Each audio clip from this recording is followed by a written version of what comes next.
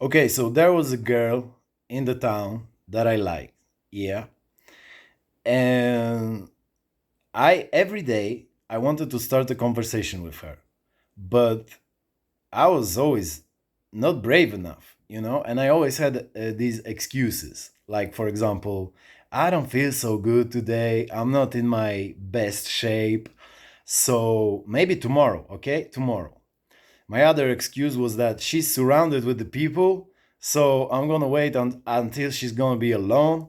And then I'm going to start a conversation, right? So every day I was saying to myself, like, okay, tomorrow, tomorrow, tomorrow, tomorrow. And I was going back to my house and feeling like, damn, man, what's happening to you? Why you just cannot do it?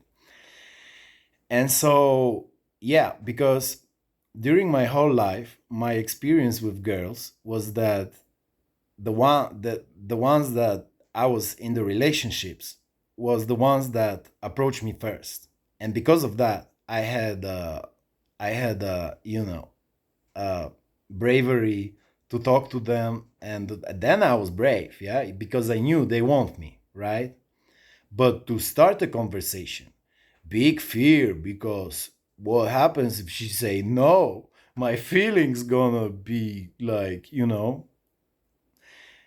and so, right, when I was drunk or on drugs, of course I was doing that, but sober, never ever. I'm 35 years old, yo.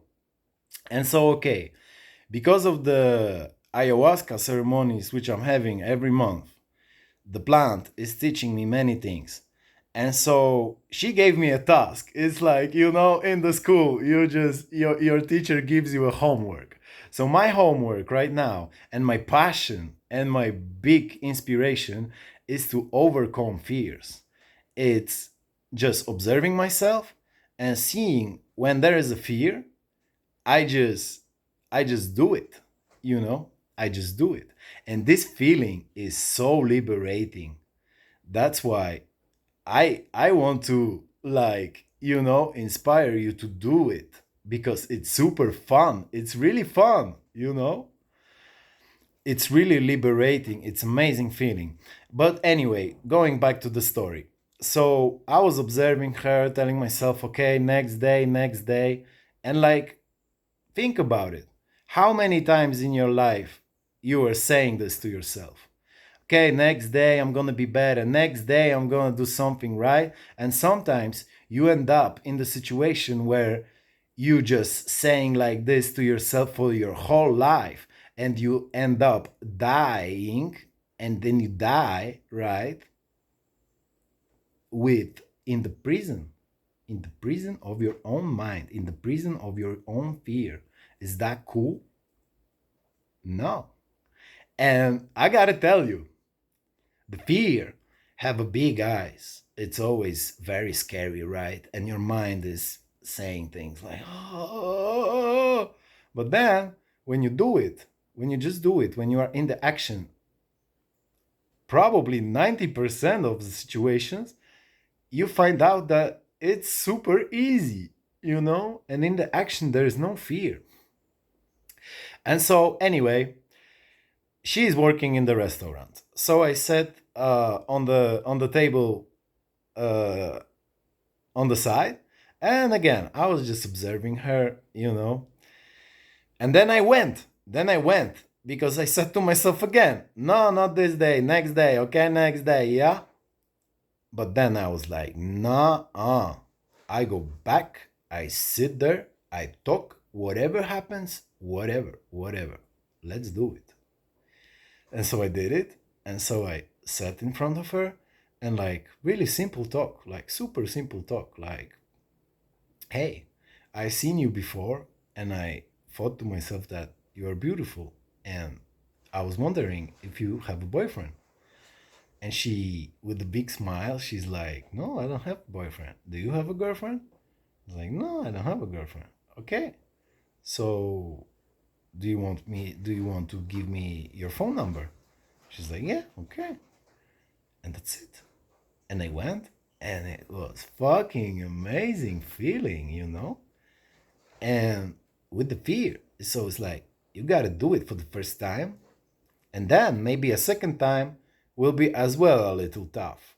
But then you do it third time, fourth time, fifth time, and I promise you, because it works like that with every fear, at some point you have no fear at all. You have no fear at all after sometimes. You know, you know, you know, you know. Um, Other story from my life. You know, I'm a fucking crybaby. I like to cry. I love to cry. You know, I think crying is super masculine thing. Like when you can cry, you are uh, that confident with yourself that you can cry and you can allow other people to see you crying. That's super masculine, I feel. You know, pretending, hiding emotions, hiding from yourself. This is just, you know. And so I was working a lot and I was crying a lot at that time.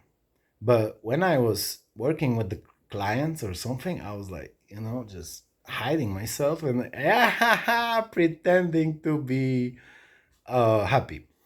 But one day I thought to myself, like, fuck, I'm fake, you know, I don't want to do it like that, because when you cry, it's important to cry it out because there's healing coming from this.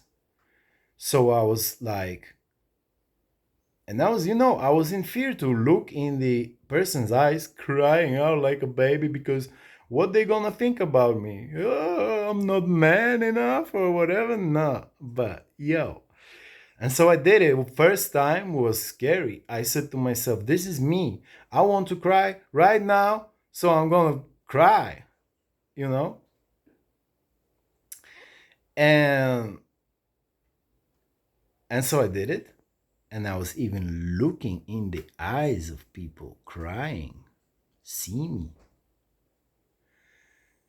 But it was Norway. Norway is a little bit cold country, you know, so people don't really give a shit, you know. When they see you with the emotions, they don't want to see it. They just look on the other side. They just like they pretend that nothing is happening, you know, just like me wanted to do it like that. Like here in America, somebody would come to you and hug you, you know. People here are really caliente.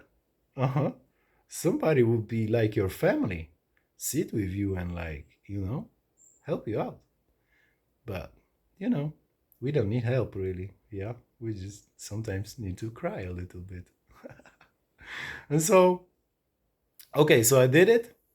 Then I did it second time. Then I did it third time. And at some point, I was just crying and didn't give up one shit about what other people think about me. I was just like crying all the time, like cry baby, yeah, yeah, yeah. Okay, cool, that's it, because it's already the video is too long. Yo, I'm talking too much. Sorry.